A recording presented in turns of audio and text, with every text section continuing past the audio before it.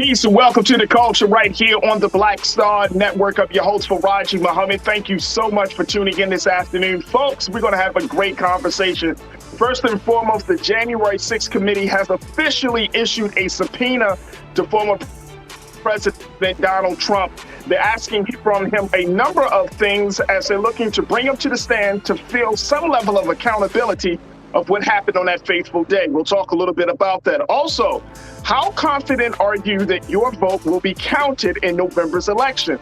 Now, there is a new poll coming out from the Grio that says that nearly 85% of Black people are confident that the vote will be, their votes will be counted.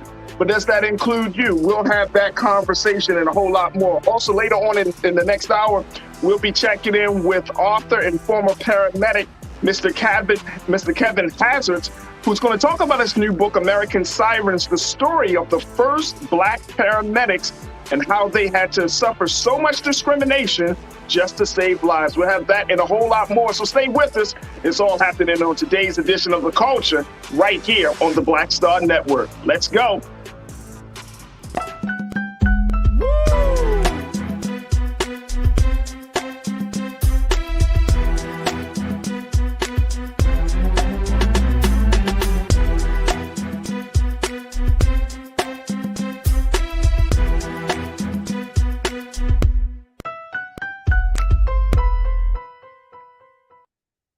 Folks, welcome to the culture here on the Black Star Network. I'm your host, Farajii Muhammad. Happy Friday, folks. Man, oh man, it took us about 5 or 6 days to get here. But happy Friday. Hopefully you have been having a great weekend. Hopefully today's show will help you to have a phenomenal end of the week. We got a lot to talk about today. And I wanted to start off the conversation discussing the latest news coming out of Washington, D.C. about the January 6th committee officially issuing a subpoena to former President Donald Trump for his involvement in the January 6th storming of the Capitol. Take a look at this, folks. They are calling for accountability. Yes, demanding he testify. Now, remember, I had a conversation just not too long ago saying that the president had said initially that he would testify, but he would want to testify live on camera. And some of you are part of my online culture crew. Y'all were like, I'm here for it. I got my popcorn ready. That may not happen. It may not happen. And according to the report and according to the nature of this subpoena, the president has to fulfill a number of obligations before we even get to that point where some people are already forecasting that this may not be the high political theater that many people expect, but more like a legal battle that we may not see actually play out until later on. But take a look at this, folks. This is what came out of the AP story. The 9-member panel issued a letter to President Trump's lawyers demanding his testimony under oath by November 14th and outlining a request for a series of corresponding documents, including personal communications between the former president and members of Congress, as well as extremist groups. Now, according to the chairman, Benny Thompson, he, along with Vice Chair Liz Cheney, they both wrote, "We recognize that a subpoena to a former president is a significant and historic action. We do not take this action lightly." Now, it is unclear if President Trump and his legal team will respond to the subpoena. He could comply or negotiate with the committee, announce he will defy the subpoena, or ignore it altogether. He could also go to court and try to stop it. So the president seems to have a number of options, which might not be a win for him. Now, also tied with this, we know that as the January 6th committee has been issuing subpoenas for a lot of the president's associates, we know today it was also announced that one of the close strategists and allies and former strategists and close friends of the president, Steve Bannon, he was sentenced to 4 months in prison because he decided not to adhere to the subpoena that was issued by the January 6th committee. So he's going to be doing 4 months. However, he's not going to jail just yet. He's going to be out until they determine. I think they're calling for to see if they can appeal this case until all of the details have been determined. But we will see how that play out. But if former President Donald Trump decides not to go, there might be some pros and cons in all of these options. So I wanted to have this conversation. Certainly join us in the discussion. My online culture crew, y'all know how we do. Hit me up on the YouTube and on our Facebook streaming, as we're streaming live right now. And also check us out on blackstarnetwork.com, of course.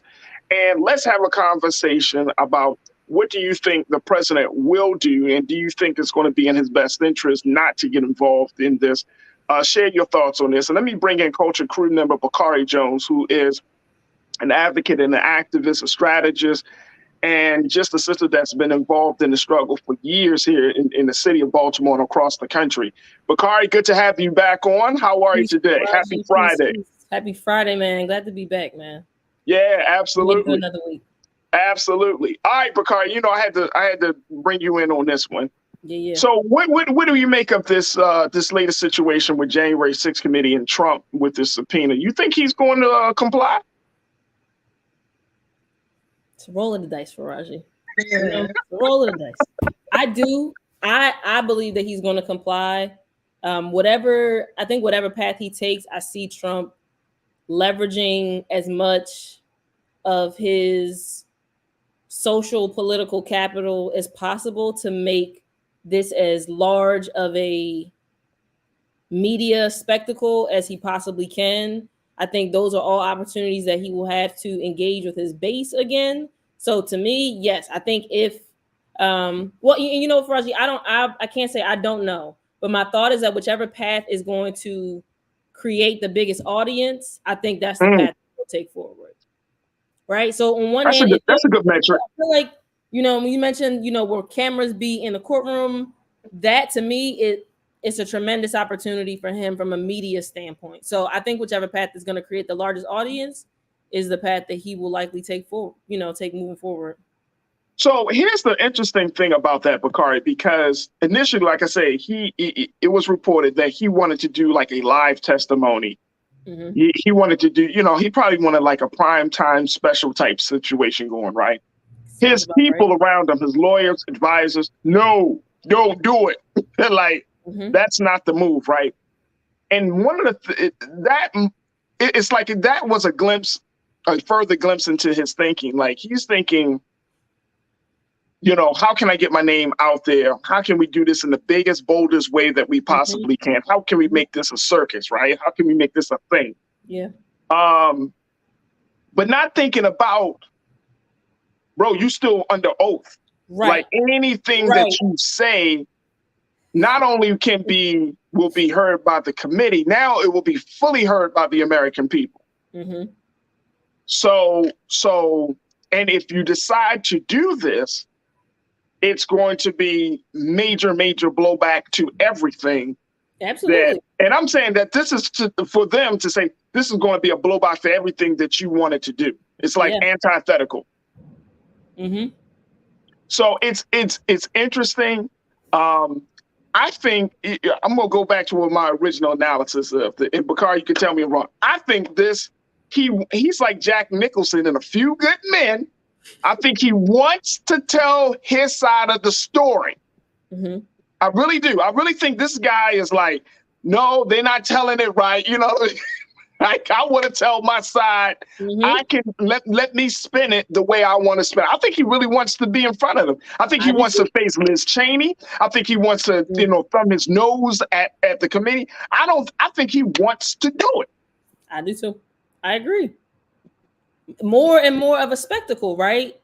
It just becomes more and more of a spectacle. I can understand also, and I'm glad I won't say glad is relative, but it makes good sense that his legal team is saying, no, Mr. Trump, that's not actually the path that we think you should take forward, right? But maybe his ego will win out, and maybe it will be in favor of this country,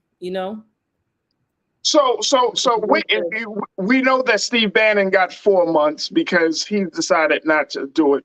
But here's the thing. He decided not to comply to this subpoena, but he actually still wants to give his say to the committee. He wants to do it in like a very like closed door type of situation. He doesn't have the same right, but he doesn't have that same level of pomp and circumstance, in related to his personality, I think, as former President Trump does. So to me, that makes sense that they would both, that they would take such diverging approaches. To me, that makes, I think that makes a lot of sense given, how both of them have moved. Right. Absolutely. Let's go to our online culture crew, hear what they got to say. Folks are checking in. Jawan, thank you so much for kicking us off this afternoon, sis. You said we already know Trump will fight it, but if he doesn't comply, prepare itself for him next to his buddy Bannon. Laughing emojis. I'm telling you, Trump wants to go down. If he goes down, he wants to go down in like fiery flame, like blaze, like imaginary blaze of glory. You know what I'm saying? But I think a part of this too speaks to the reason he wants to do it so bold and all of those things. I think he truly believes that he's not going to be held liable for what happened on January 6th. Everything has bounced off of him, right? Like other people have intercepted the hits for this guy throughout this whole process, right? Whether it was during his presidency or now after his presidency, he hasn't really he hasn't taken the brunt of the hits of things that have come up. Even with this lawsuit filed by the state of New York, he created a second Trump organization, right? Like he's not a guy that's going to be like, oh, okay, they got me down in the dumps. He doesn't think that he can get caught. He really doesn't think he can get caught. He doesn't think he'll be held liable. He don't even see himself as being responsible. His mindset, and I'm telling y'all, folks, I mean, y'all correct me if I'm wrong. His mindset is completely Bakari like. These photos, I'm sorry. The line of the photos. I mean, that's the face. I know. Like, but I agree. He doesn't. Like and he doesn't think he's going to get caught. Why would he? Right? So I agree with you, brother. That one. Me get caught? Nah, never. I don't get caught. And again, it's like this. Again, his opportunity to speak to his base in to actually grandstand, like I think he wants the opportunity to do so. I think he does too. But then the other thing is, which is interesting, has been this whole classified document situation, and it was just revealed today also, and we'll certainly. At some other point, probably sometime next week, we'll see how this thing goes. But it was revealed and reported that now he had submitted some documents, but the documents that he kept were to Iran's missile programs, some documents relating to China, very like highly, highly sensitive. He kept these things for himself. So it's like, again, any other president, any other person would be like, you would be under like great scrutiny, espionage, treason. I mean, these aren't like completely, random terms that you throw around. And he is still talking about, he's still deciding which Republicans should run. He still has a great influence in the party. He's still contemplating, even though he hasn't officially announced, still contemplating running for presidency of the United States again. I mean, I'm at this point, Bakari, with this guy that I'm not even trying to figure out what is going to be the hammer, like which part, what thing is going to serve as the hammer to take him down. You believe there's one? There's always one. You know what I mean? Like there's always one. But sometimes the biggest ones, the most blatant ones, aren't the ones. It just be like the small things. Like he got a woman in court right now that's claiming that he raped her. That could be the one. I don't know. Gotcha. You know what I'm saying? Yeah. We know the history of Al Capone. he shot up, killed people, he did all this stuff. It was tax evasion. Like, Finally took him out. Yeah. you know what I'm saying? Yeah. Don't know. I don't know. I'm asking let's ask the culture crew. Like, do y'all think this is the one? Like, I have no idea. Let me go to some of these responses already. Jawan, thank you so much. You said that Ming Lee, Natasha Sturge, you said this man should be in jail. This makes no sense. Makes no sense. No sense. Throw it away. And Biden, and the thing is, Bakari, I think Biden has to, I'm going to keep driving this home. Biden has to like really deal with this. Because every time Trump gets into trouble, Trump is able to spin the conversation, spin the story, make it work for him. As it worked. You know what I'm saying? Like when they went to his property to retrieve the documents, he went on this whole thing. They're after me. He raised money from that. You know, during the whole January 6th hearings, look at him. They're after me. He raised money from that. It's like Biden got to figure out a way to deal with this because he still has this influence that's just crazy.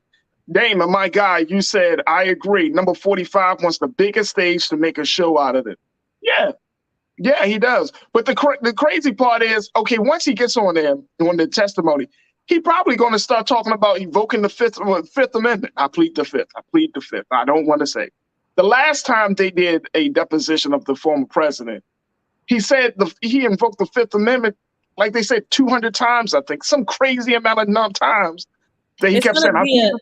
It's going to be like the equivalent of a telethon, I think, if he ends up, you know, if it ends up being streamed, I think it will be like a telethon for him to just raise money, you know, which is exactly like it's terrifying, really, when you think about it. That being an opportunity that he could be given that large of a platform.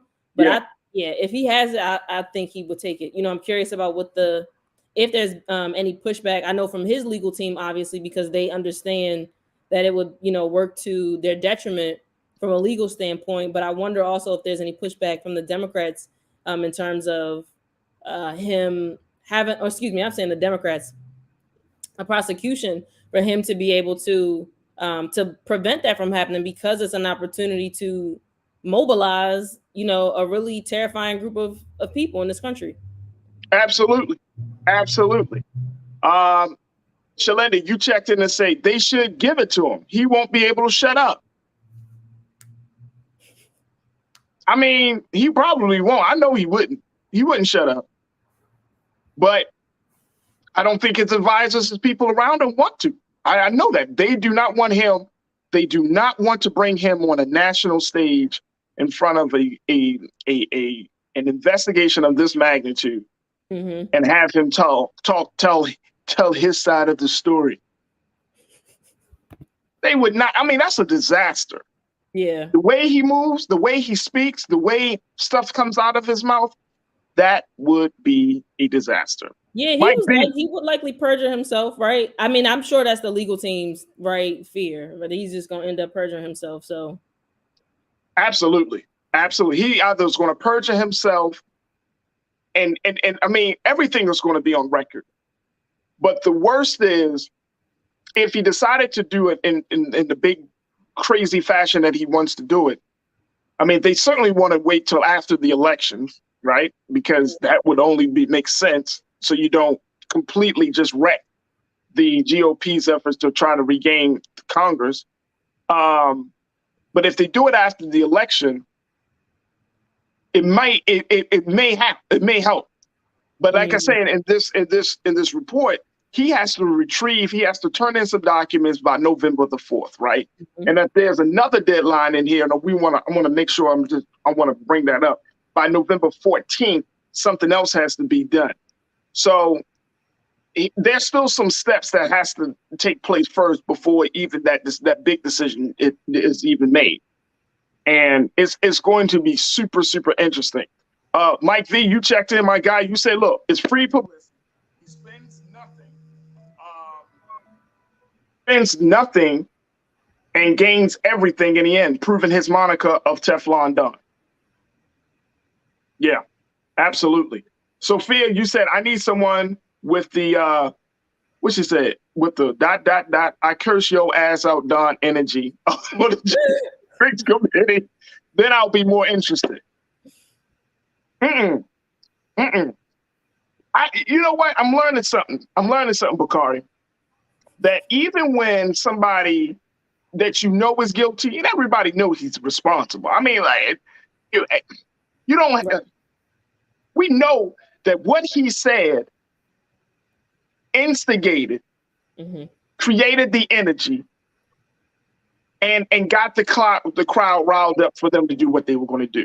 Now, did they plan it from the beginning?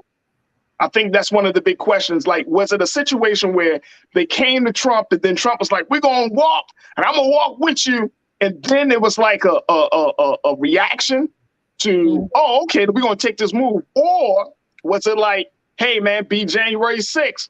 We're going to have this rally. And the rally was really a front to the storming of the Capitol. I think that's where the investigation is really looking at, like, what was done beforehand and what was done like right there on the spot. So I think to that point, that's something that we need to, we have to keep in mind. Sophia, you said he's the epitome of whiteness by its definition. Yeah, white privilege, whiteness, however you want to break it down. Yeah, he's taking full advantage of all of that. Conscious thought. Donald Trump is a dynamic dunderhead. Why does this? Conscious thought, you be dropping jewels, but why does that sound like a fourth grade? Right. Dunderhead. Wow. Wow. Conscious thought, you also said Donald Trump's ego is so hyper-inflated that he continues to believe that everything he says and does is perfect, except Eric. Nice. He does. That's called narcissism. That's what that's called, sir. That's called narcissism. All right, so I think, should we do an online? Should we do a bet? No, I'm not going to bet because I don't bet. But all right. So what's your take, Bakari? He's going to do it. He's going to leave it up to his legal teams. He's going to comply to the November 4th deadline to submit. What do you think he's going to do next? I think if I had to guess, if I were a gambler, right? If I were a gambler, I think I will put my coins on him essentially forcing his legal team to talk him out of it. I think if the legal team is not able to talk him out of it, I think he will likely go forward and attempt to publicize this this testimony. So you think he's going to really push for a public testimony? I do. Okay. That's okay. I think if it's not, I think it will be because his legal team, and probably those around him have convinced him. I know it looks this way, but like I think I think he's at the point now where he's bet on himself enough, from an egomaniac kind of, mindset. It just seems like he's bet on himself enough to not back down, right? I mean, he's been egregious and he has been, unfortunately, a bit unstoppable. So I don't see him backing down at this point. All right, so I'm gonna say, all right, I like you. You say he's going to go public. I think he's going to go private. Okay. I think he's going to still testify. I think he will testify, but I think he's going to do a private testimony. I think he's going to have to do like a deposition. Okay, that's what I'm saying. I think it will be, for me, if I was, say, the head of ABC, NBC, or some of these big networks, would it be worth it to Fox may carry it. Right. Fox may carry it. It's pay-per-view. At that point, I mean, come on. I'm just saying. Ratings through the roof. I don't think I think all of that pomp and circumstance stuff, I think it's going to go out the window. I think he's going to say something. I think he's going to speak, but I think he's going to have his lawyers, and I think it's going to be behind closed doors. I think it's going to be behind closed doors. Now, it will be interesting to see how the January 6th committee responds to that. So that's the other thing, right? And like I said, folks, we're going to certainly keep our eyes open, but he has not been good on keeping up with deadlines for, I don't know why they set a deadline for November 4th for him to turn over some documents. The man hasn't turned over documents from the time he was president. So what's been 2 years? Yeah. We'll see if he complies to that. That will be interesting in and of itself. All right, folks. If you checked it out, we got a poll up right now on our YouTube as we're streaming live on YouTube. We're asking a question: will Trump testify before the January 6th committee? We got votes coming in. Hey, Keenan, let's keep that poll up for a little bit longer. I don't want to. It will be interesting. I know folks are just checking in. So if you haven't had a chance to vote in the poll, we just asking. You think he's going to testify? Yes or no? Give us your thoughts, and then at the end of the next segment, we will certainly tell you the results. All right, folks, look, speaking of politics, we got to take a quick pause, but when we come forward, speaking of politics, are you confident that your vote will be counted in this year's November primary? I'm asking the question because now that we know that Republicans are screaming about election integrity or the lack thereof, many Black folks still hold on to the faith and hope that democracy is going to work in this year's election. I'm going to share with you what the Griot said in their latest poll, and I want to get your take on that. So stay with us. That discussion is up next here on The Culture, right here on the Black Star Network.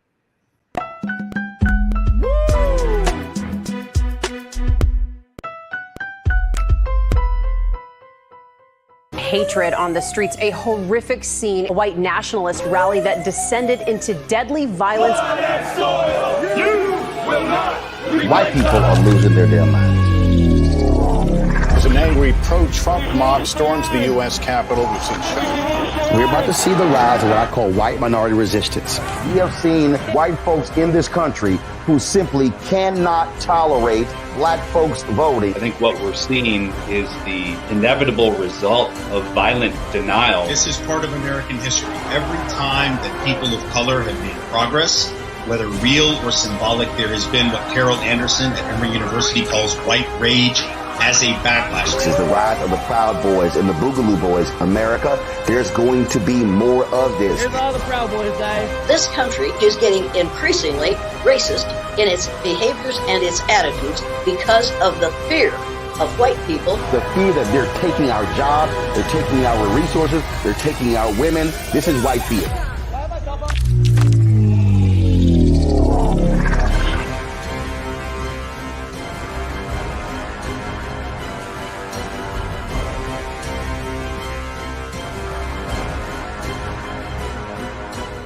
When we invest in ourselves, we all shine. Together, we are Black beyond measure. When you talk about Blackness and what happens in Black culture, we're about covering these things that matter to us, speaking to our issues and concerns. This is a genuine people-powered movement. There's a lot of stuff that we're not getting. You get it, and you spread the word. We wish to plead our own cause. Too long have others spoken for us. We cannot tell our own story if we can't pay for it. This is about covering us. Invest in Black-owned media. Your dollars matter. We don't have to keep asking them to cover our stuff. So please support us in what we do, folks. We want to hit 2,000 people, $50 this month, raise $100,000. We're behind 100,000, so we want to hit that. Y'all money makes this possible. Checks and money orders go to P.O. Box 57196, Washington, D.C. 20037-0196. The Cash App is $RM Unfiltered. PayPal is R Martin Unfiltered. Venmo is RM Unfiltered. Zelle is RolandS.Martin.com. Welcome to Atlanta, one of the most expensive housing markets in America. But rather than help out, Brian Kemp cashed in. He made hundreds of thousands of dollars in real estate. His net worth skyrocketed. And while Atlantans struggled to stay in their homes, Kemp gave $10,000 tax handouts to the richest Georgians and a nearly $700 million no-bid contract to his campaign donor, Brian Kickback Kemp, making Georgia work for him, not you.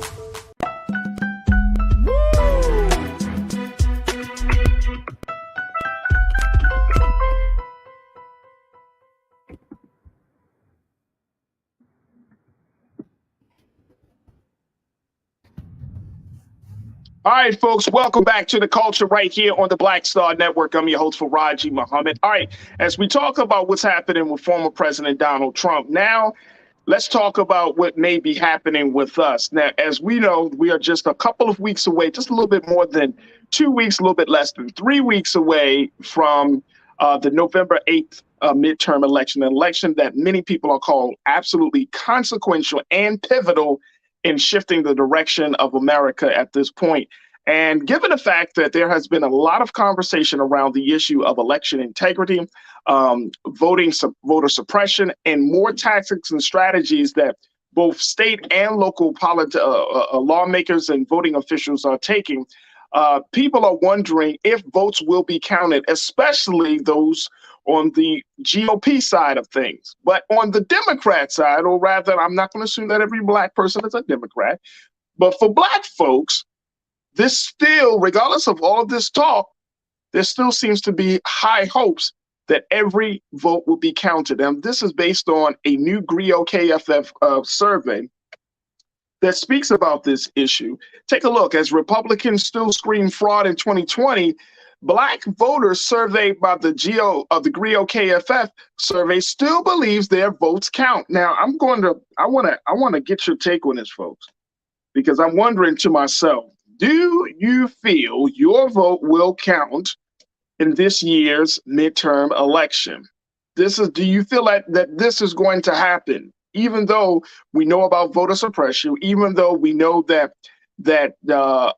some election officials are not going to be the most welcoming to some of our people, even though there is talk that we might see even more dangerous, enforcement by everyone from law officials to even some places are talking about hiring private security firms to serve as voting police. All of these things, do you feel like your vote will be counted? This is the big question. And I want you to share your thoughts as we will get to your ideas and your take on this. And I want to bring it back in Bakari Jones, our culture crew member for the day, to share with us her view of this. Bakari, how confident are you that your vote will be counted in this November's election? I feel relatively confident.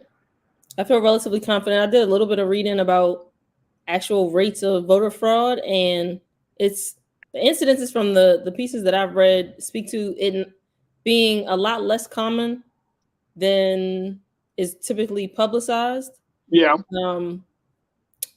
So, I think in terms of like our actual votes, it's like that's one thing. The confidence that I have in those that are then elected, maybe not as confident as my actual vote counting.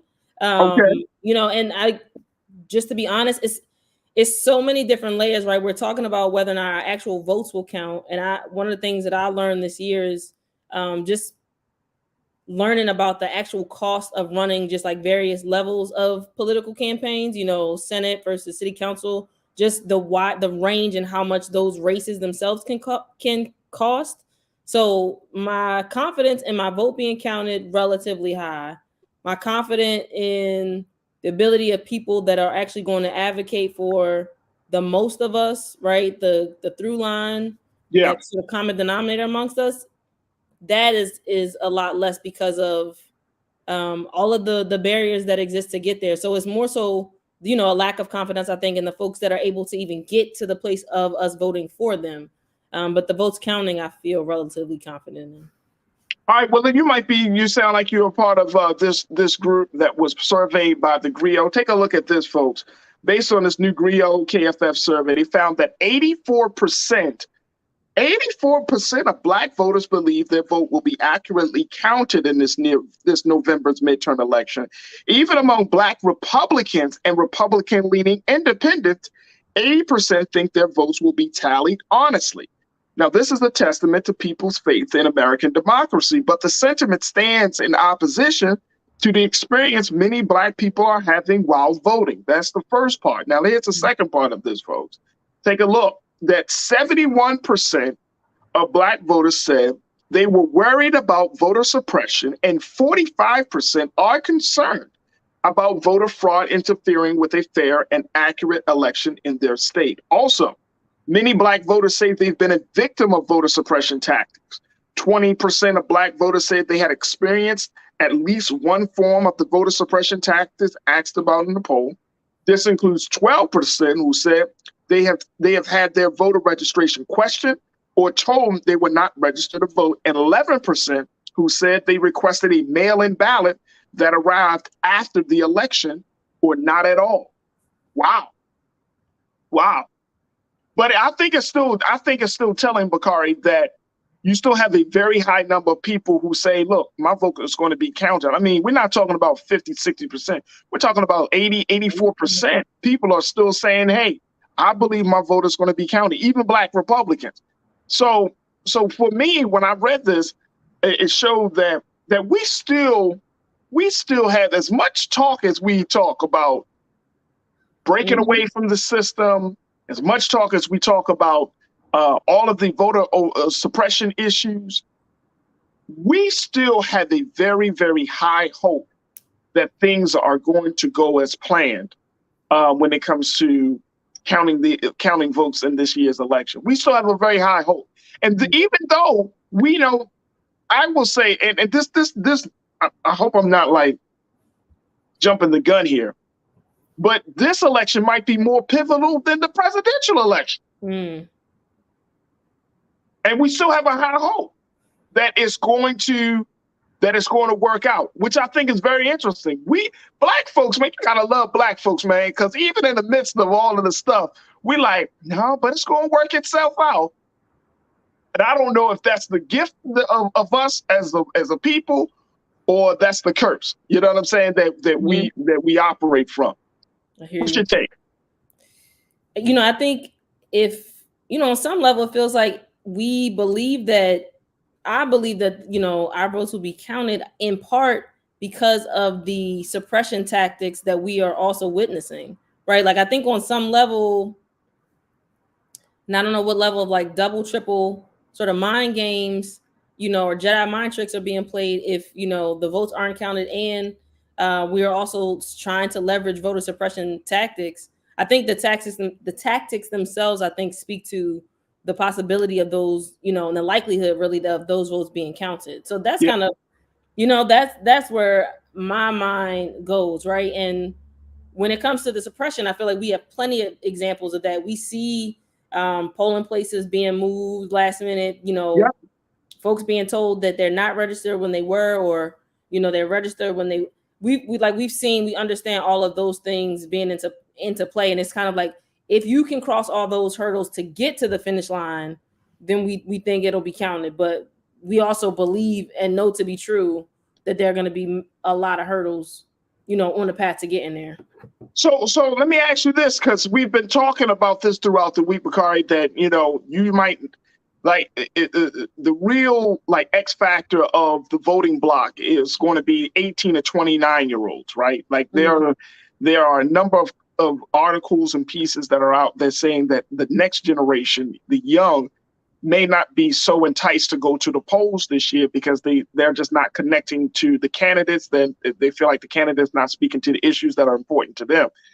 So with this hope, right, do you feel like we may need to change our strategy in terms of talking about voting? Because Black folks vote. If we kind of come and say, well, that's the reason why Black folks don't vote. No, actually, we vote. We come out in numbers. Now, are we going to always come out in Barack Obama 2008 numbers every single election? Right. No.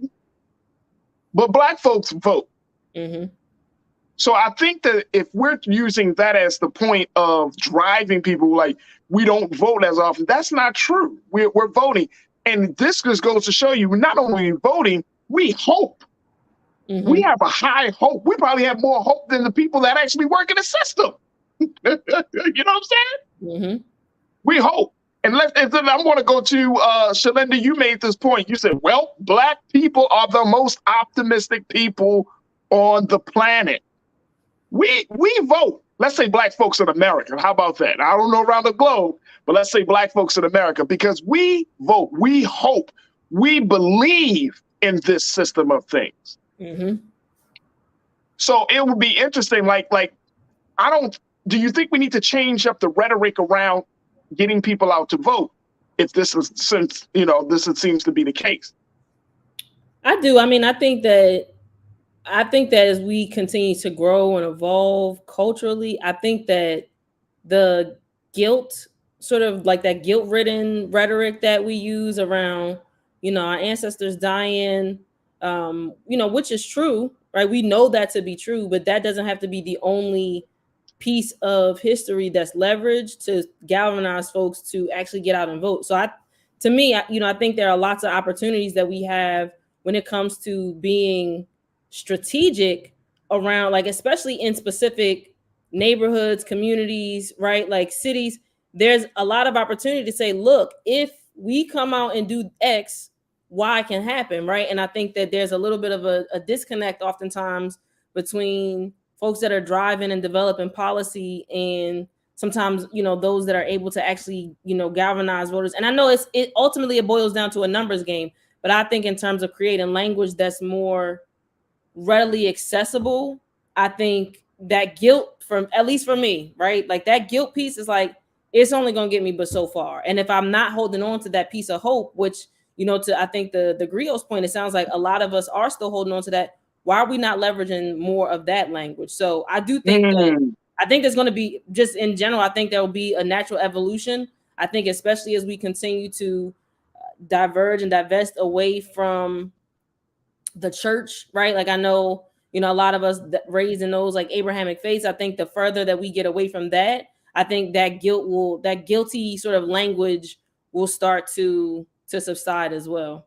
Absolutely. We got a tweet about Black men coming out to vote. Kenan, if you can throw that up on the screen, please, brother. Here's take a look, folks. This is this says that black male voters in Georgia turned out in record-breaking numbers for the first day of early voting. And who is this from? Let me see. Who is this from? Just let me know. And I haven't seen one news media article mentioning this story. I think we all know why. So if Black men are coming out in record numbers in Georgia, and big shout out to the brothers that are coming out, but Bakari, I've been coming across pieces that Black men are also thinking about voting for Trump, and I'm not joking. No, we know. You know what I'm saying? That brothers could come out, but then are they coming out looking? Are they voting blue? Are they voting red? Who they voting for? I don't know. I don't know if, and here's why I'm bringing up the question about the messaging. And I think to your point, you make an excellent point. I mean, the messaging is, okay, yeah, come out to vote, right? Okay. But if we come out to vote and say we vote opposite what we expect, then we got another problem. We have another problem, but we also have more data. And let me tell you, if it's one thing Black folks, especially Black women folks, are going to do, is leverage some data to make even more strategic decisions. Yeah. And you know what I mean? And move forward. And, I feel like we don't move forward without women. We don't move. So even if Black men come out and are voting, ultimately red instead of blue, so to speak, yeah, I think that data is going to tell Black women exactly where they need to go and when they need to get there. So absolutely. This is and that tweet was from Christopher, who is Stacey Abrams' political director in Atlanta.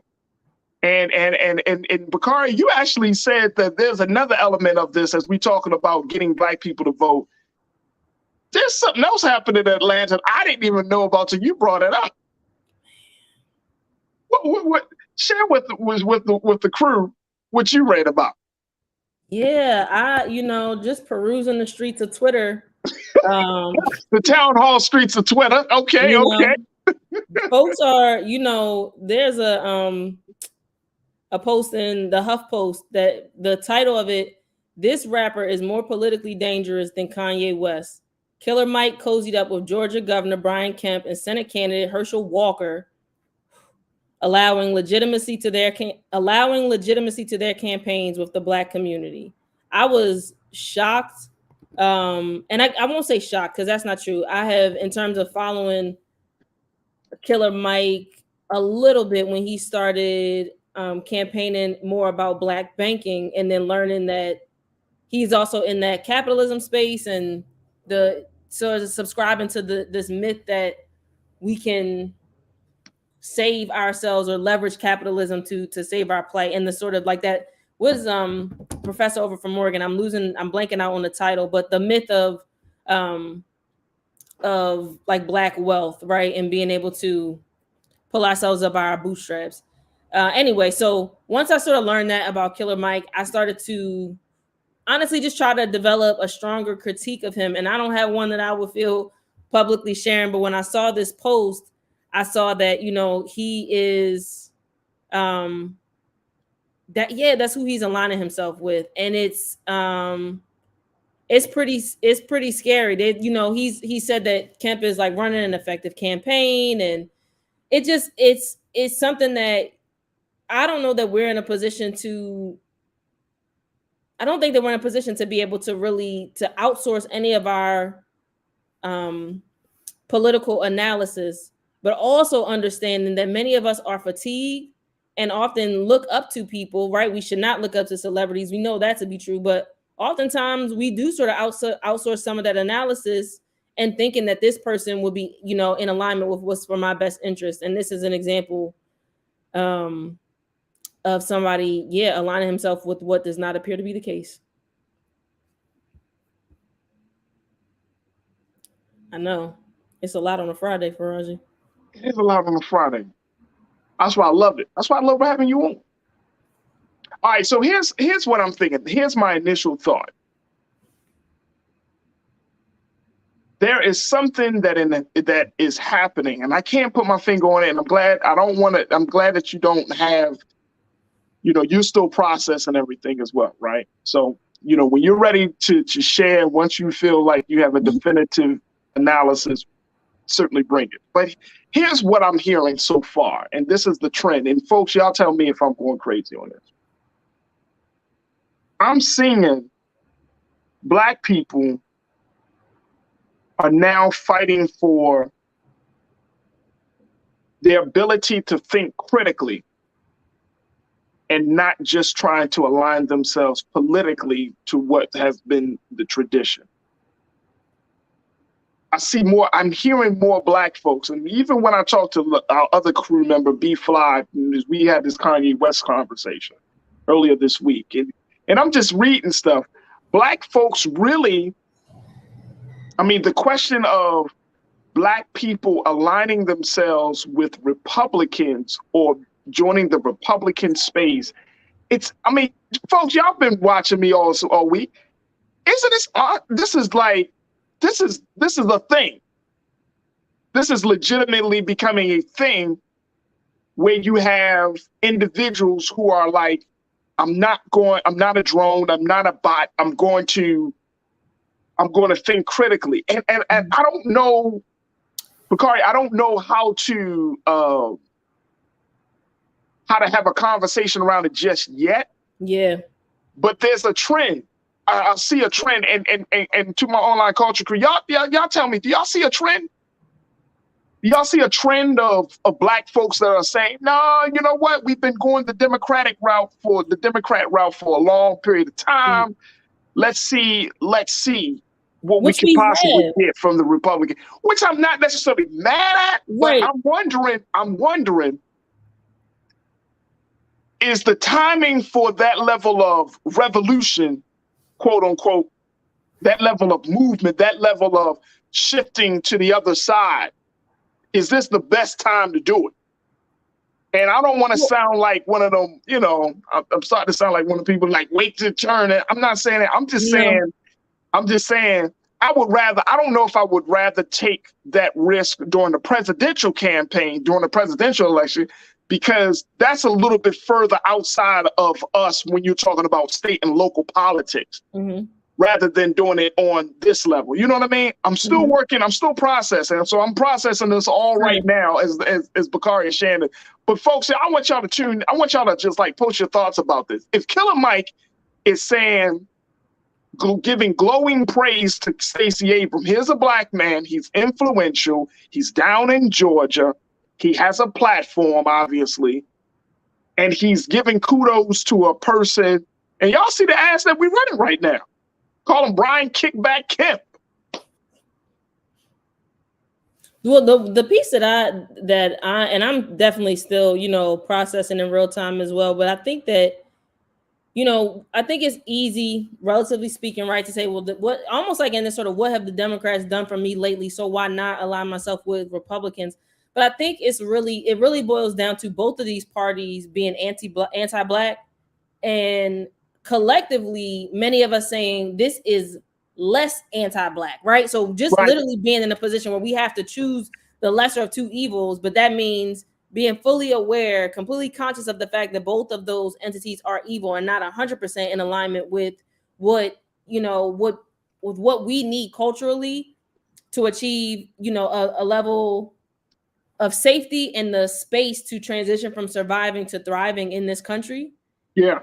I think that, we look at the Kanye West that start to align themselves with the Republican Party. I think it's almost as if they've gotten to the certain level where, people start to say, like, I don't even see color, right? And it's like, well, what does that mean? How can you not see nuance? How can you not see the brilliance of these colors and recognize what that means about colonization and rape culture and patriarchy in this country? What do you mean you don't see it? You don't see all of that?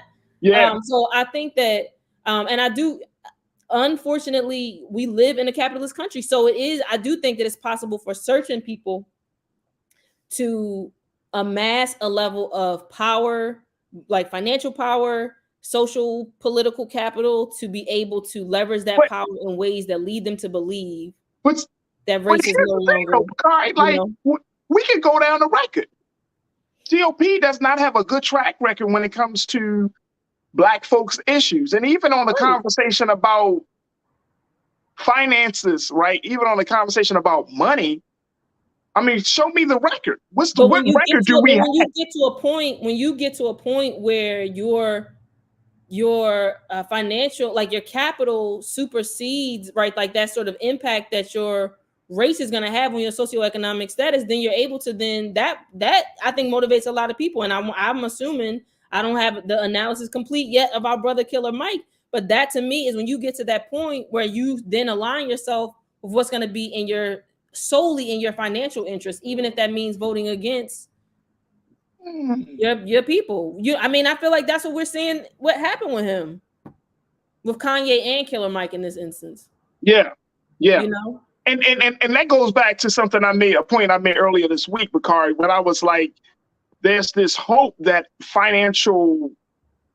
our financial situation is going to lead us to the promised land. And the struggle of Black people isn't, of course, the financial disenfranchisement, for lack of a better word, is certainly an outgrowth, but that's not a cause of our struggle. True. You see what I'm saying? Like, yes, financial, but we can say the same thing. We can say the same thing about the topic of education. We can say the same thing about the topic of healthcare. Like, which party is more in alignment with our healthcare values, right? Is it the Democrats or the Republicans? You know what I'm saying? Yes. It was President Obama that opened that really, not just him, but I'm saying recent years, they're talking about healthcare for all. We all can benefit from something like that, right? It's when you're talking about school policies, the Republicans are fighting our history being told in schools. Yes, but again, what's paramount? The Capitol is what's paramount, and I believe that. Trust and believe. I'm not mad at you. I think you're making an excellent point.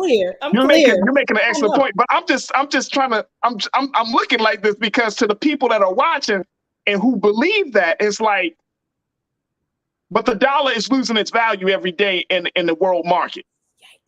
Yikes, Farajii. Why you point that out? You feel what I'm saying? Like let's keep it real. The American dollar is losing its value in the world market, right? Like people, other countries are really having conversations about whether the dollar or the euro or the yen, like the yen in some places is more valuable than the dollar. Mm-hmm. Let's just keep it real. So when we're talking about, I feel like we're jumping on this financial capital bandwagon at the tail end But at the end of the day, it's like, okay, the finances, if you say the finances, but I'm still talking about, you still got other things on the table. You still got education, you got healthcare, you still have like, and None of even those matter. None of those Janine said matter. it. Janine made a point.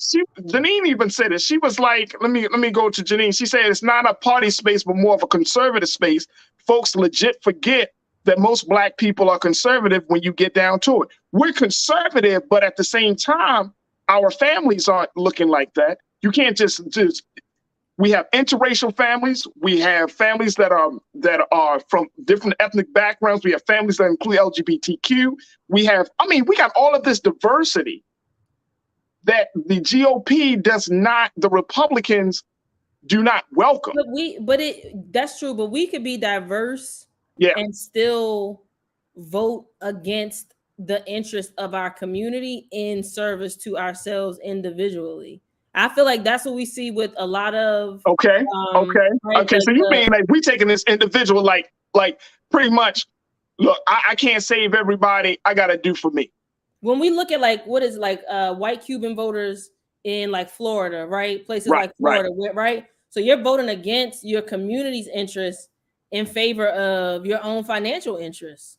And that's all it boils down to. I mean, I think from my perspective, so it's something that I think is unfathomable for us when you look at it through a communal lens. But once you've gotten to that level, I just can only imagine when you get to that tax bracket, if you have not aligned yourself with communities, like with your actual community in multiple communities, if you got to that scale, what do you do? But you privatize your healthcare, you privatize your children's education, you privatize everything.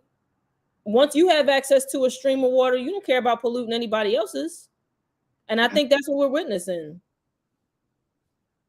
I know that's what we're witnessing. It's not, I think. We know that's what we're witnessing. That's what happened. That's a function of capitalism. And I think that the way that folks continue to vote in favor of their individual interests over communal interests is, And I think I think just that point right there, Bakari, that's the place. I think we are so frustrated. Many of us are tired of us talking community and us and we, that at this point, we're like, yo, bump all that. I'm just trying to get something for me and my family. I'm trying to get ahead. I'm tired of being in this space. I'm trying to get a little status. I'm trying to get privilege. I'm trying to get some sort of financial freedom. Like, whatever way I need to get it. And you believe it. And you believe it. And you're like, you know what? They do it, so why can't I? Whatever way I can get it, I'm gonna get it. I gotta think about me and my family alone, which I can understand. And I'm hesitant because I don't know how we can quote unquote be conscious and then still have a view like it's only about me and mine instead of it's about we and us. We all understand that as a human. Like as mammals, right, on this planet, right. It's a certain survival instinct that we have in order to survive. Like that makes sense. But in terms of how we've been able, we as a community, the way that we have been able to actually make forward progress has been collectively. And unfortunately, the more individualized we become, the less access that we have to that. One, just like shared communal history, right? And so and then belief and faith in what's possible. There's I'm blanking out on the titles again. The one that mentioned before is the myth and propaganda of Black buying power, and that's by Professor Jared Ball, who's over at Morgan. Right. And there's another about the history of Black co-ops in this country, and we've been able to co-opt, like to create spaces. And almost like a continuum of co-ops that have happened for years and years in this country. But when you lose that cultural memory, that means I think on some level, we also lose the faith in that cultural possibility. So this is so interesting on so many levels. And Bakari, maybe you and I should just talk about it offline. Like, how do we have a different, like this conversation needs to happen in a different, in another moment, because you're talking about really, and I mean, as much as I've tried to put it out there, like let's have some serious conversations around, a separate political party, right? A serious conversation, a serious consideration. But then to see that there is a slow building energy of that's shifting people into this Republicans, Black folks are going into this Republican space and saying, hey, maybe this is the way to go, versus the slow building energy toward a wholly independent political space, right? I think it's fascinating, absolutely fascinating. And it speaks volumes about where we are in seeing our own condition in oppression. That it's more of like, if you can't beat them, join them type of mentality. Yeah. Like, well, we're not going to ever get out of this from under the oppressive tactics of white supremacy. We're never going to be able to truly, win. So why don't we just become one of them? But I don't even think that's the track that people, I think like when you look at a Kanye West, that before he even got there was, and I don't know if that's where he is, but right, that the belief that slavery was a choice, like that perspective in and of itself, is so. But I feel where you're coming from though, and it is, I think ultimately it's, if you can't beat them, join them, right? And I think for me it and again, this is just on the, as we kind of like, think through this on air. But for me, it sounds like we're kind of losing faith in our own power. You know what I mean? So we're like, well, we might as well. I mean, they got a better track record.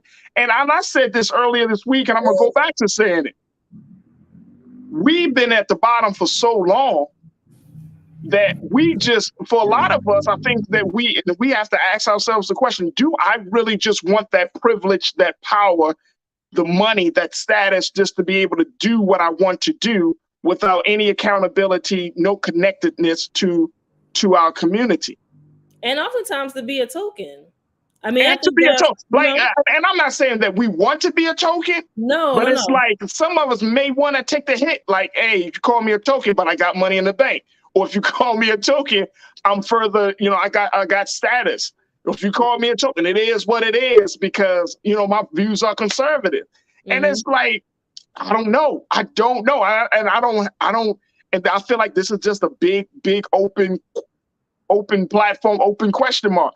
I don't know. I don't have the answers. I don't think any one person can come up with the answer to this. I think we need to have, and of course we can't get 40, 50 million people in the same space at the same time. Right. But for the spaces that we do have, like this platform and other shows, we need to have some serious dialogue. Like, what is it that we want to achieve? Okay, so if this midterm election shows that the Republicans will take the lead in the House, are we going to start pressing the Republicans the way we press the Democrats? Because I don't see that level of pressure. Because you know why? The Republicans don't listen to you. They'll slam the door in your face. The Democrats will at least say, all right, well, come on in. Let's sit down. You want some tea? You know what I'm saying? The Democrats will be like, what you selling? I mean, Republicans, what you selling? We don't want it. Boom, close the door. It's an interesting unfolding. It's an interesting. Oh my gosh. It is so. I know you have me like going crazy this weekend looking through.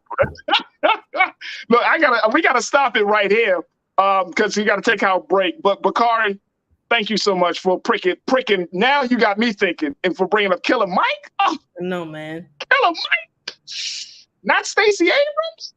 I know. And if she loses, now I don't think Herschel Walker will win.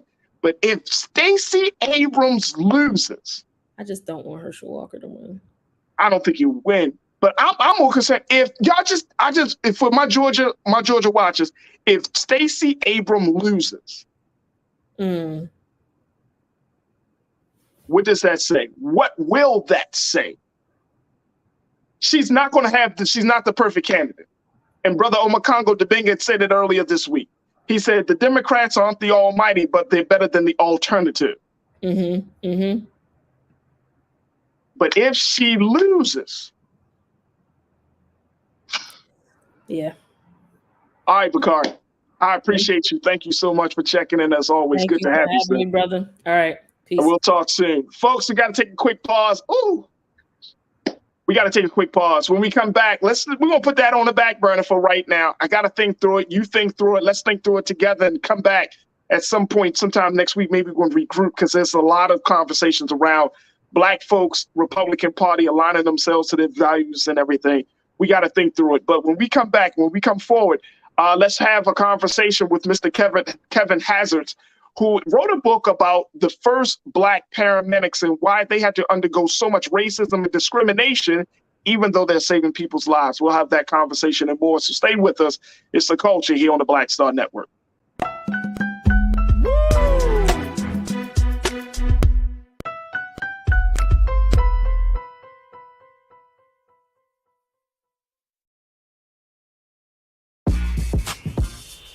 When we invest in ourselves, our glow, our vision, our vibe, we all shine.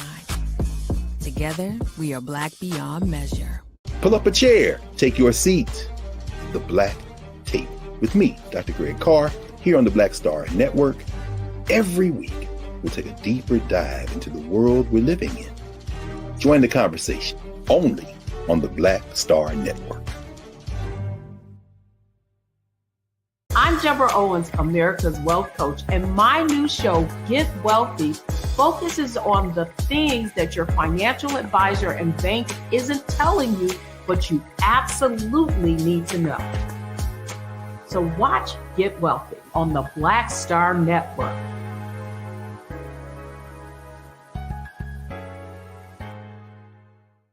Hi, I'm Dr. Jackie Hood Martin, and I have a question for you. Ever feel as if your life is teetering and the weight and pressure of the world is consistently on your shoulders? Well, let me tell you, living a balanced life isn't easy. Join me each Tuesday on Black Star Network for A Balanced Life with Dr. Jackie.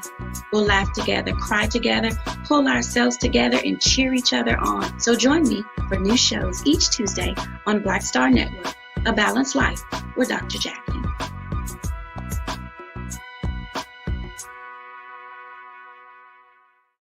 When we invest in ourselves, we all shine.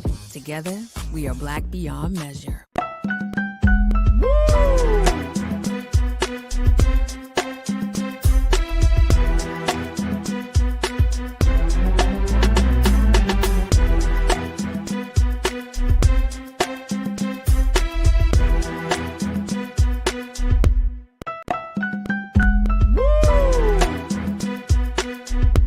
I'm back.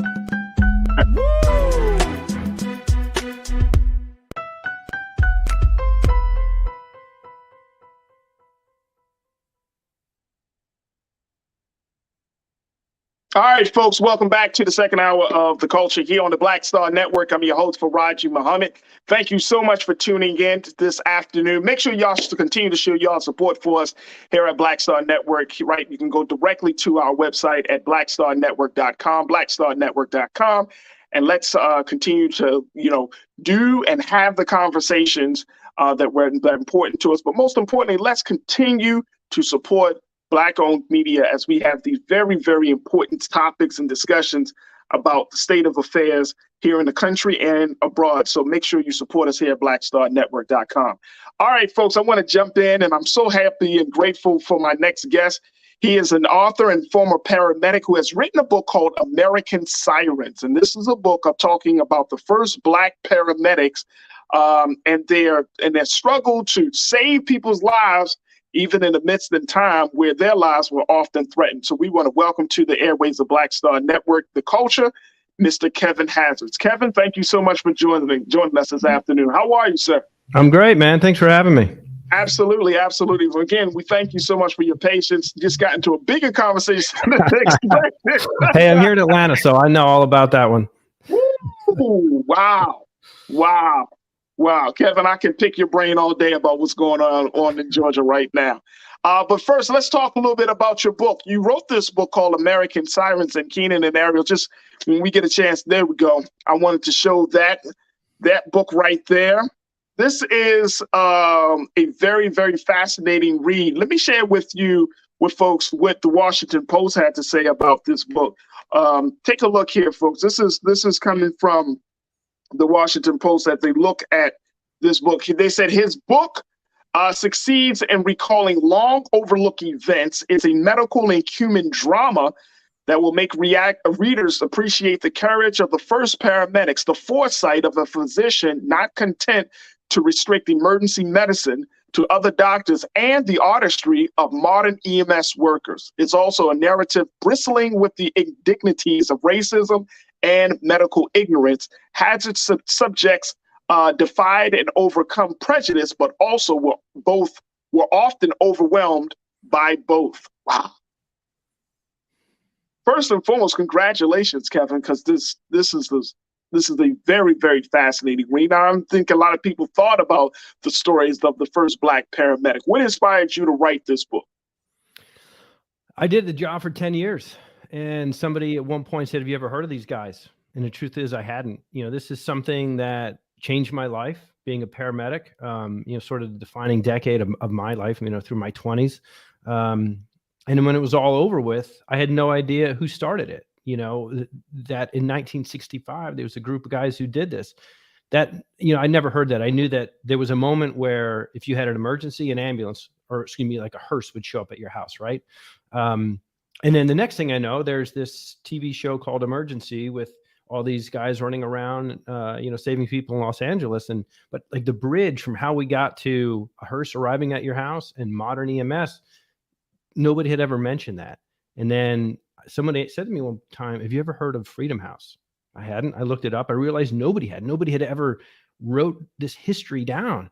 And so I started looking into it. And of course, the minute you reach out to the people who were involved, they say, well, yeah, this ended in 1975 and we've been waiting for the world to notice. What took you so long?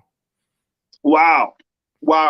So let's talk about the cultural side, because as a white male writing about Black paramedics, right? I know people were probably like, I'm sure your editors or somebody in the publishing world was like, you're doing this, Kevin? Yeah. Well, surely, one, this story has been waiting to be told since before I was born. So when I started calling guys who were involved, none of them said, hey, dude, they just said, thank you. Let's get started. Secondly, again, as a paramedic, like to me, this was an incredibly important story. EMS and ambulances, paramedicine, it shaped who I am. And to me that, its origins needed to be told. And finally, I think if we've learned anything from stuff like the 1619 Project, what we learned is this has been going on for the entirety of American history. And if you're interested in American history, then you're interested in all facets of it. Whether you are a white guy, whether you're a Black guy, these things are a part of who we are from day one all the way up until now. And so, to me, that this was a critical story that needed to be told. And I just kind of jumped all over it. What has been some of the surprising parts of you telling this story? What has taken you, has shocked you a little bit as you read about these stories? First and foremost, that they started everything. I don't think anybody is aware of the ways in which this group of guys who started working in 67 and ended in 75, the degree to which everything that we do today started with them. So the color of the ambulances, the shape of the interior dimensions of the ambulances, right. The fact that we use Narcan to reduce overdoses. They're the first people to have done that. They were in 1975, they're named the national standard by a commission set up by President Gerald Ford, and they field test and then release the world's first standardized paramedic training manual that people used all the way up until the time that I started training in the 2000s.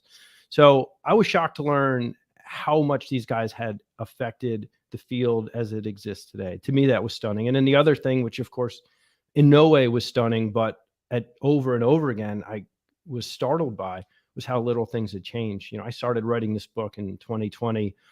So part of EMS, begins, this is a story that's been going on to a certain degree for quite some time. In 1832, there's this cholera epidemic in London, and people's response to hospitals saying, hey, let's grab everybody who has cholera and bring them into the hospital so that they don't infect family members, people's reaction is, well, it's a government conspiracy. There's no such thing as cholera. They're not really, trying to remove you. This is a government trying to control you. And 2020, that was a conversation that certainly spoke to me. And the other side of it, of course, is the racial side. The things that these guys are going through, the things that motivated them to accept this job in 67, the problems and hurdles that they faced from 67 on, are the same things that people are facing today. How little the world has changed, to me, was perhaps the most startling thing. The most startling thing. Folks, I want you to post your comments as we talk to Mr. Kevin Hazards, as he's the author of the book American Sirens, the story of the first Black paramedics who have essentially created a whole new industry on the backs of racism, discrimination, in an attempt to save people's lives. And I think that is so interesting, that their lives were being threatened as they were trying to save people's lives. And I'm wondering, Kevin, as a writer, how do you tell a story that humanizes those individuals, right? Because a lot of times when we talk about retelling history, they're put on this pedestal where it's like, either they're quote unquote good for history or quote unquote not so good for history, right? But as a writer, how do you make sure that the human side of them, they're not just a symbol, but that they're human beings who really just at the root of everything they did, they just wanted to see change. They just wanted to do the right thing. They just wanted to be seen as human beings. How do you tell a story in that vein? I mean, I try to think of myself and put myself in their shoes. If you go to 1967, when they were trying to recruit people for this job, this may be the worst sales pitch of all time. Hey, walk away from your life, set up, come here 5 days a week, maybe 7 days a week. You're going to work days, you're going to work nights. We're going to pay you very little bit of money. And oh, by the way, this training program, which is going to last 8 months, is for a job that technically doesn't exist. For me, that's absolutely the worst sales pitch. So question one was like, why on earth did you say yes? Like, why? What made you go into this? What made you do this? And then, so people, they start explaining what was going on in their neighborhood. Like, we sort of know a little bit about the Hill District, and largely, if nothing else, from August Wilson. We've seen the cycle. Denzel brought it to even more people. So we have some understanding of what the Hill District is. That's where these guys are from. So you start to understand, okay, these are young men who are really up against it and who get this awful sales pitch. Well, for them, it's not an awful sales pitch. For them, it is, hey, here's this weird job that's coming out. And I'm not sure I care about medicine. I'm not sure I know what an ambulance is, but I know that if this thing works, if I can make this work, this will be the thing that finally forces the world to reckon with me as a person. That this will be the thing that they can't ignore. This will be the first time that my voice will have to be heard. And that's a very humanizing thing. It almost doesn't matter who you are. You can understand somebody really feeling like the world has turned their back on them and grasping for the one thing that they think might pull them out of it and holding on for dear life. It's moments like that, or, someone's first call. One of the main characters from this book is a guy named John Moon, who's got an absolutely incredible story. Yep. And I asked him, I said, when you first started, because John has been living with this as many of these people have. They have been trying since 75 to get the world to pay attention to their story. So they've, kind of told versions of this repeatedly. And so there's a certain degree of like almost glossing over, like, yeah, we did this, because, they're kind of used to people asking certain questions. And so I said, all right, let's get back to your first call when you're 22, whatever. And like, were you scared? And, and then instantly John starts laughing, right? And then it's like, of course I was scared. I was terrified. I thought I was going to kill this woman. Those human moments are the things that really bring it back. I'm glad that you brought up John, because I think his story was fascinating. Do you feel like John kind of went into this process and all of the other men went into this process thinking that, you put this piece in there from Gil Scott-Heron, one of his most famous lines, the revolution will not be televised. Do you think that John saw this as a revolution, that the other men saw this as the beginning of a revolution? Or how do they see themselves as in the course of history? I don't think at the time they realized it was a revolution. They were taking incredible pride in a job that was allowing them to serve their community, and more so, it was a job that was allowing them to show the communities that didn't want them just what they were made of. I think that's what they were focused on more than anything else. However, as time goes on, in 72, the TV show Emergency comes on. And this is the reason that I chose, that Gil Scott-Heron quote was so wonderful. But the reason I chose it, in 1972, this television show called Emergency comes on, and it becomes, for generations of paramedics, the thing that inspired them. And what is this show? It's set in Los Angeles. It's a pair of white guys, very photogenic looking white guys who wander around the city of Los Angeles saving lives. And they're sitting back in Pittsburgh, fighting for their lives every day with a city that's trying to shut them down. And they're watching this thing that they started be glorified on television and realizing that they're not part of the story that's being told. That the revolution that they kicked off, and now they're realizing, oh, wait a minute. Like, people around the country are coming to us. People around the world are coming to us. Everybody's adopting this thing that we've made. And we're not going to be part of the story. And so, they weren't aware initially of what they were doing, but it became apparent very quickly just how important they were and how quickly the world was going to turn their back on them. Man, I'm just blown away, and I've had conversations with my wife and others, and when you talk about Black history, when we're talking about American history, there's so much that we don't know, right? That we don't take the time to know. So to read stories like this is just so refreshing, because it gives us a glimpse into something that was unknown, and yet it's so valuable, so needed. Who would have known that these Black men were the first paramedics? Who would have known that? And this is not like the 1800s. You're talking about mid 20th century. Yeah. I mean, all this happened seconds before I was born. You know what I mean? Like, this is not ancient history. This ended in 75. And again, I did this job. I've talked to people who I worked with. Hey, did you know this? No. I've talked to people who live in Pittsburgh. Hey, did you know this? Pittsburgh's got this great medical history. Jonas Salk was there, and he, invented the polio vaccine. And you have, organ transplants and heart valve replacements. And the father of CPR moves there, Peter Saffer, to invent paramedics. Hey, did you guys know that happened? Nope. It's been entirely swept under the rug. And I think, it's no secret why. I mean, we've all watched Tom Hanks go to the moon 50 times. And yet Hidden Figures comes on and we're all like, well, wait a minute. How do we watch Tom Hanks go to the moon 50 times? But none of us knew that the woman who made it possible was sitting over there and running across the lot to use the bathroom. Why haven't we heard that story? Right. And so what's been the feedback that you received from the medical community, from paramedics?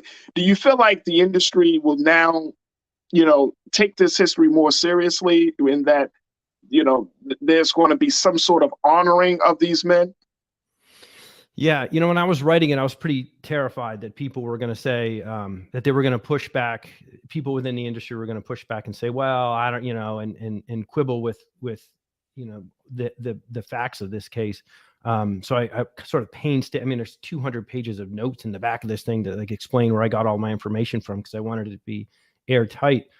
And then it came out, and everybody has just come forward and said, man, I'm glad you did this. I'm going to teach this to my EMT students. Why didn't we know this? And there are people that live in places that I would have thought would not be receptive to this kind of story, who have reached out to say, this is wonderful, and I'm teaching it to my paramedic students. Or, I just told my partner about this last night. And, when you not to beat up on North Carolina or anything, but when you talk to a dude in a small town in North Carolina, you have a certain opinion of what this guy might be like. And then he turns to you and he's like, no, man, I thought this was great. And I told all my friends about it. It's been surprising. I think in a lot of ways, people are happy to know their own history, even if they're not personally reflected in it. I think they're happy to know it.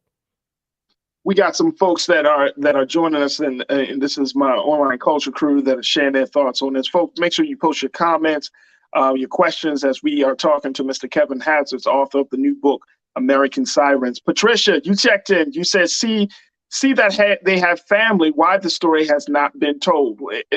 That's a good point. Why haven't we heard from the families of these men? I mean, I think there's a couple of reasons. One, there was a woman I spoke to at one point, and she said, it was the mid 80s before I even realized what my husband did. I think to a degree it is like, our grandfathers who were in World War II, or our dads who were in Vietnam. They came home and they just sort of moved on.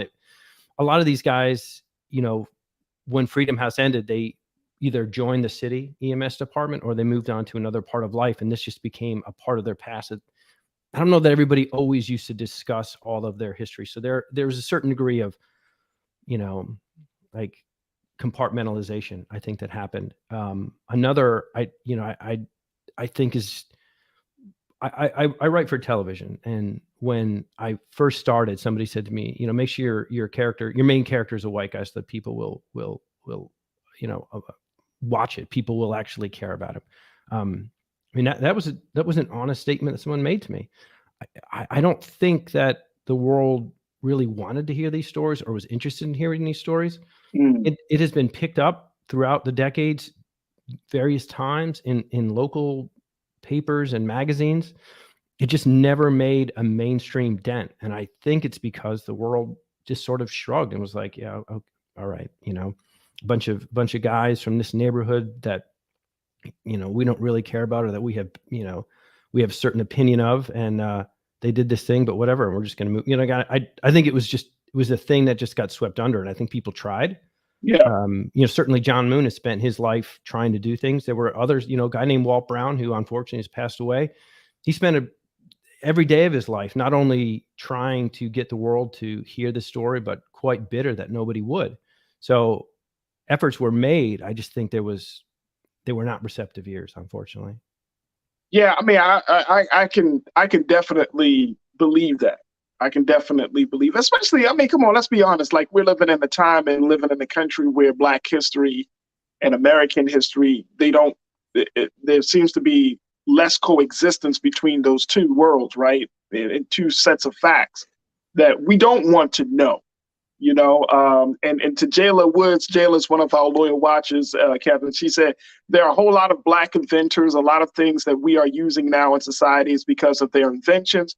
But as usual, they don't want this to be known. I mean, we have to, and I'm saying as Black folks and as people in this country, both Black, white, Asian, Latino, like, we have to unearth a lot of this history on our own because it's just not taught. Now, should we, and I'm wondering from your vantage point as a writer and as one who studies culture and history, should we expect schools to teach us these things? Or is it our responsibility to look for it, especially if it's not on our radar? Should we still have this burden of going out to learn these things on our own? I mean, I think schools should do what they can. My son's in 6th grade. He just finished a World War II section in school, and the things that they didn't cover would blow your mind. I mean, huge aspects of the pivotal moment in the 20th century weren't covered because they didn't have enough time. So I think that everything needs to be, you need to draw out bits and pieces of various things. And, but some of it is going to come down to us. Some of it's going to come down to conversations among people to say, hey, look, this is the thing that we did. And here's our story. But, I think we need to be a lot more aware of where we're selecting our history from and what pieces of history we're selecting. It's very easy to say, well, these four things happened. It's just like when I was growing up, World War II, Greatest Generation, heard it all the time. And then, in the last few years, you start to hear other stories about, guy in South Carolina comes home and he's blinded getting off of a bus because he's wearing his military uniform. Those kind of stories are everywhere. They're out there, but we didn't know that. Or at least I certainly didn't know that. It wasn't part of what was taught to me. I went to a majority white school, and that was not the history that they wanted us to be thinking of when they were thinking of this victorious America that was going to sort of ascend into a cultural force around the globe. That wasn't part of the narrative. And so, they sort of pushed it to the side. Yeah. But, if you look at television, like what has TV taught us in the last 15 or 20 years? Like a hero can be complicated. A hero can have negative sides. The notion that, like, don't tell that part of American history because it makes America look bad. Sure it does. But like, we are flawed as a people. That simply makes us people. Let's look at all of it and figure out how we can learn and grow and change from whatever it was that we did, yesterday, last year, last month, last decade. Absolutely. And Kevin, I feel the same way. Like, we try to sanitize this view of America, and we're doing more harm than good. If we keep the history the way it is, if we tell the history that based on what actually happened, then people will have a greater trust, for one, and we maintain some level of integrity in speaking on his history. And I think it's a dangerous slope when we get into a space where we start to try to massage history to fit our own political, personal agendas or social agendas. And it's like, you got to remember, you have so many people. There are so many people. As much as and I mean, this is how I think, Kevin. So you might agree with me or disagree with me, but we're living in a time that even among adults, we don't have all of the details on a given circumstance or on a given thing, and we make a lot of conjectures. We form our opinions based on these conjectures, and as a result of that, our opinions become then fact. Oh, this is the truth. Yeah. Versus, you know what? I may be wrong, or I may need more information, and that's the part. Like it's hard for us to come to grip with the reality of things, and that's concerning here in this country. That and I said this in the beginning, at the earlier this week, talking about we're living in this state of denial. Everybody has this, a lot of people got an address in the state of denial because we just don't want to hear the actual facts of a circumstance. What's your take on it? Man, I go back to seventh grade, and when they're teaching us about drugs, and they say try weed one time, and the next thing you know, you're gonna be smoking crack, and we all laughed, and it was like whatever they said after that, it didn't matter, because it was like, that's not true. Because first of all, in seventh grade, half of us had already smoked weed, and so we knew what it was and wasn't going to do to us. They lost all credibility, and that's to me, that's like that's kind of where we are with a lot of these. If you're going to, sort of squeeze reality to fit some kind of truth that really doesn't exist, then you're going to lose your audience. No one's going to trust them. You're not going to have credibility. And then what you're left with is like this weird thing where everybody's kind of trying to like piece together their own thing. There was something somebody said like somewhere 2017, 2018. And I heard it on, at some NPR station or something where it was this Russian guy who said, what you guys are doing, what's happening right now is enough people get confused, enough people get frustrated because there's so many different things coming in and nobody's sure what to believe, that apathy sets in. And there's nothing that a dictator loves more than apathy, because then people tune out. And, these are that's the end result of saying like, well, I don't know, or I'm just going to ignore it. The truth goes out the window. We're in a huge cultural war regarding truth in history right now. Yeah. We're in a huge cultural war, which is why, writers like yourself and others, there's so much more emphasis on pieces, especially historical pieces, because we're seeing the outgrowth. We're seeing the consequences of you constantly lying to anybody, just seeing the consequences of lying. And we can talk about Trump, but Trump didn't invent lies, right? You know what I mean? Like people have been lying, and I think that the ironic part is like, well, the American political system or the social systems that make up this country, like we have been telling the truth the whole lot. Please, none of this stuff has been. And I'm saying as a Black man in this country, we have not been told the truth. We haven't been told the truth about this part of our history. That we haven't been told the truth about the medical, how the medical community has attacked Black men and women through various ways, right? Like these stories need to be told, and they need to be told in an unadulterated, unfiltered, as close to the truth as possible, because we're never going to move forward in this country if we keep lying to people. It's like a child, it's like you're in a relationship, you're constantly lying to cover up the last lie. You thinking your partner is going to just, okay, but you're just constantly chipping away at the foundation of that relationship. And I think that's what we're seeing here. Kevin, I want to get to a couple of more comments, and then we'll certainly let you go. But I truly appreciate your time, man. I really do. Pedro R&B, you said somebody else always tells our stories. We need to tell our stories without puppet masters. So people sat on information, afraid to speak the truth, or were they threatened to speak out? Well, let me just say, and Kevin, I certainly want to get your take on this. If somebody is not telling our story, then we will be upset.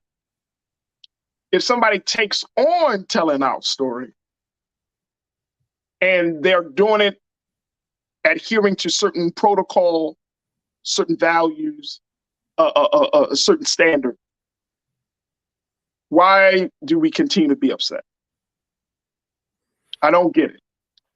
I don't get it. I understand what you're saying, but at the same time, the story needs to be out there.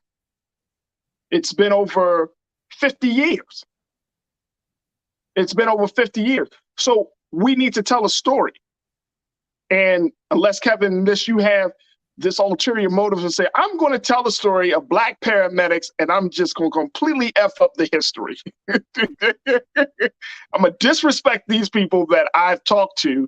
I'm going to betray their trust and telling the stories of their ancestors and of their loved ones because I want to make a buck. Yeah, I mean, like I certainly understand that I understand frustration, and easy analogy is if you ever watched a movie where somebody was Southern, the Southern accent's always terrible because I guess not a lot of actors could come from the South. So it's always this ridiculous sounding thing. And people from the South always say we're poorly represented. I am certain that, plenty of people can look at, how much of American history has been told specifically by people who look like me and say too often we're misrepresented. That is 100% a valid argument. What I would say in this particular case is, anyone that I talked to, nobody came to me and was like, hey man, this isn't your story to tell. What I heard was my husband died and I wish the world had known what he did. Or, my sister died and you are not a Jewish woman, but you've done the research and I wish you would tell the world what it was she did. There's a doctor named Nancy Caroline, who's critical in this story, who has died, but I was able to tell her story. I'm not an Austrian-born anesthesiologist. I told Peter Safford's story, and I'm certainly not a Black man from the Hill. But all I can do is call someone and say, hey, I've encountered this story. I've been moved by this story. I think it's crazy that I've never heard it and that nobody I know has ever heard this story. So would you be willing to sit down and talk with me and tell me what happened? And, at that point, I will leave it up to the people involved to decide how they feel about me, how they feel about this story, what they want told, how they want it told, where they want it told. Yeah. And, I was lucky enough that that the people involved said, yeah, all right, I'll talk with you. Let's do this. And to read the book first. Yeah. I'm just saying, just read the book first and then make an assumption. I think that's the case that's the case. And again, I get it because we have been lied to. Our story has often been told by other people, but at the same time, it's been told by other people and the story has been told wrong. So I get it. And we've had those instances happen again and again. But in the case, at this point, read the book. And then once you read the book, find out yourself, then you do your own research and say, okay, what if Kevin is telling the truth on these things? And then follow up with your research. But read the book first. I know that, for example, like this has been an issue with the film Woman King, where people, we all saw the trailer and then we all assumed what the film was about or how it was going to be told, right? And even though there was parts of fiction and that's incorporated in the film, I don't think a lot of people really saw until you see the film, then you realize like, wow, this is this is a great film. This is an eye-opening film. This is a film, and so we're at this point now, just in our sojourn and just in our history. Don't make judgments until after you take in the work. And I think that's the important part about this. Make a judgment after you read the book, after you check out what the story is all about. Let me go to one more. Chris V, you checked in and said they need to be teaching this in school, but we already have an uphill battle from those trying to ban CRT books. We must do our parts as parents to educate our children, our kids as well. Which you mentioned you have your son. When what would you recommend? And I'm saying this in terms of how do you tell stories like this, or how do what did the families, did they say, hey Kevin, look, while you're writing this book, encourage people to get their kids involved? How do we get children involved in this storytelling and loving this history? I think you got to have these conversations, general conversations with the kids around, I think it's very easy to either not want kids around while you're being serious, or to sort of send them to another room if you think something's going to be inappropriate for them. But, I think everybody, if you're having these conversations, if you and whoever you live with, for me, my wife and I sitting around talking, we say this stuff in front of the kids all the time. And it's really, I think that's what awakens some sort of curiosity in their minds. When several years ago, when, Black Lives Matter comes out and we have videotape of police doing terrible things, at the time my son was 9, and like a lot of little kids, firefighters and garbage men and police, like those were all cool sounding things, lights and big trucks. And he sees this and he was kind of shocked, and I could just tell that the earth had moved for him, and he was like, well, but those are the good guys. Well, we don't have that conversation if we push him out of the room, if he wasn't watching the same news that we were watching. But that's a moment where we can say, well, all right, so let's talk about the fact that this is a human institution and there are human beings doing it, and human beings are more often than not quite flawed. And here's terrible stuff that happens. I think he probably views the world differently. I mean, kids who came up in the last several years, they've had a lot, really young kids have gone through everything, from a pandemic to 1,000 other things. We've encouraged our kids, we've had our kids involved in all those conversations. And I think you need that, because people have to know from a very early age, what's going on, what's really happening in the world, what are the truths as we perceive them. Yeah. And that's, I think, what is probably so frustrating about the CRT conversation is like, I don't understand. I really don't get it. Like, history is either history or it isn't. We're either going to teach history or we aren't. I have a hard time with it, with the argument. Facts. Feeling the same way too, Kevin. Feeling the exact same way. Look, Kevin, our time has certainly been well spent, but I truly, truly appreciate you for coming on to the show, and more importantly, to tell this story about the first Black paramedics. And I think it's absolutely important. Has there been talk about? And a couple of our online culture crew members said, "Is there a movie coming out? Has there been talk about taking this story to the next level?" Yeah. There's a handful of people who have reached out. So, there's I think there are enough, filmmakers who can tackle this kind of thing. So it's just maybe one of the most wildly cinematic stories that you can imagine. And there's definitely been people that have come around. So hopefully, I know there are plenty of deserving people, in Pittsburgh who are, who would love to signing life rights checks. So hopefully we can make that happen. There it is right there. Kevin Hazard, I appreciate you, sir, for coming on to the show, talking about your book, The American Sirens. Take a look at this again, folks. American Sirens. This is a book about the first Black paramedics. And these are men who decided to just do something to save the lives of their members of their community. And guess what? They created a revolution in the process. It is a fascinating read. It is available now where books are sold. And if I'm not mistaken, Kevin, is it on Audible? Can it be downloaded on Audible yet? Yep, Audible and a Kindle version. So it's out there in every way you can get it. Absolutely, absolutely. Kevin, I appreciate you, man. Thank you so much for your time today, and thank you for putting out this piece of work in history. We truly appreciate it. Yeah, man, I appreciate you. Thank you. Absolutely. Folks, that is going to be the 1-1. All right, so look, I got a couple of things left, and then we'll wrap up the show today, folks. Again, thank you for Kevin Hazard, who is a former paramedic and author of the book American Sirens. All right, here's a little piece. This is something for trends, folks. This is what I see trending right now. Have you heard about Tyler Perry yet? Tyler Perry. This story got me. I just got to bring it up. It's a Friday.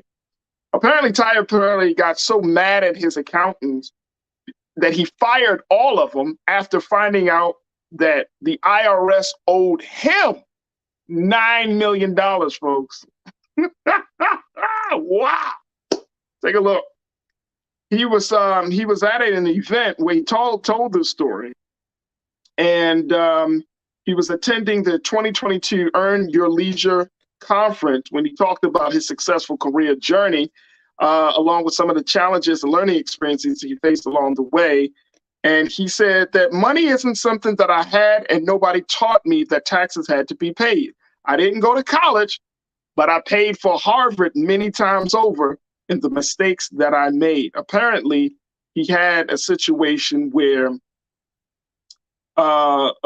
he was being audited by someone from the IRS, and this auditor was so supposedly obsessed with Tyler Perry and how he spent his money. The audit went on for 3 years, according to Tyler Perry. He said he spent hundreds of thousands of dollars in accounting with accountants for the audit, and I'm getting so mad and so frustrated that he was trying to figure out, well, what's going to be the end result. He said, we get to the end of the audit, and the IRS, owe me $9 million. Wow. He said that although his team of accountants were elated about the return, he said he made an executive decision to fire the team responsible for his accounting because he wondered how they missed him paying $9 million. How do you overpay $9 million? This is a cautionary tale for entrepreneurs out there. If somebody is responsible for handling your money, make sure that they know how to handle your money. Wow. $9 million. Can you imagine getting a letter from the IRS saying, hello, Mr. Johnson. Hello, Mrs. Johnson. After further review of your audit, we found that you were in total compliance with all of the tax laws. We found that you had paid your taxes every year, and you have actually overpaid us by $9 million. I think I would have fired my accountants too. I would have fired them too. No way am I paying the government that much over. I'm following. I'm following. Yes, Hotep, you said, wow, the incompetence is real. Very real. How do you overpay somebody? Like, I don't even know. First thing, why is the audit like 3 years? Let me tell you something. You know, you only got one job. That's all it is. It comes down to you only got one job. Make sure you have qualified people. That's the other part of this. This is the other lesson. Make sure you have qualified people around you. If you're going into business, and Tyler Perry said it, you know, he's been through it all, you know, ups and downs and everything, you know, make sure you have qualified people around you. And I know that for some of you are entrepreneurs, you know, y'all probably got some horror stories out there, but just know what you're doing. You know, of course, you can't be everywhere. You can't look over everybody's shoulder. So make sure you have qualified people that you could trust and people that know what they're doing around you to take you, your business, and your money to the next level where you don't have to overpay nobody. You give everybody their just due, and that's it. How about that? Oh, man, that's what we got for trends. All right, folks, it's been a fantastic week. I thank each and every one of you for joining me this week. It has been a phenomenal week. Great conversations. I got a number of special guests that's going to be stopping through next week, so you don't want to miss out. Big shout out to my fantastic culture crew. We're looking to do some new things with the show, bringing more folks into the conversation. And, of course, I want to bring you further into the conversation. So trust and believe, folks, over the next few weeks, we're going to be trying some different things because we want to get more and more engagement from you. So stay tuned for that. I'm really, really excited about some of the ideas that we want to put into action here on The Culture. Make sure you do your due diligence and check us out at blackstarnetwork.com. If you haven't downloaded the app on your phone, if you haven't streamed, if you haven't, subscribed to us on Facebook, on Instagram, on YouTube, if you haven't subscribed, you haven't given any money to help us to continue to build this platform, please do so. Take the time out. It only takes a few moments, folks, of your time to give something to support us, what we're doing here at Black Star, continuing to be a voice for the voiceless, continue to talk about the conversations that you don't often hear in other media. And most importantly, to continue to take our conversation, whether it's stating our case, whether it's telling our story, whether it's discussing our culture, to take all of that to the next level. So your support means everything to us here at Black Star Network. So please don't think we take it for granted. Make sure you also check me out on all social media platforms. You can find me at The Real Farajii on Instagram. You can also check me out on Twitter. I love to connect with you, love to build with you. And I thank you so, so much for your ongoing support and for everything that we're putting out there. So make sure y'all follow me. I love to follow you back. And let's continue to build the great community of the culture crew. Let's continue to build the great community for Black Star Network and for Black media in general. All right, stay tuned. Up next at 6 o'clock Eastern Standard Time is my brother, Big Brother Roland Martin with RMU. So stick around for that. And as always, never be afraid to challenge what's wrong, stand for what's right, while being yourself in the process. God willing, we'll reconnect on Monday for another exciting edition of The Culture. So I hope and pray that you have a safe and enjoyable weekend. And I look forward to connecting with you then. Have a good one, family. Peace.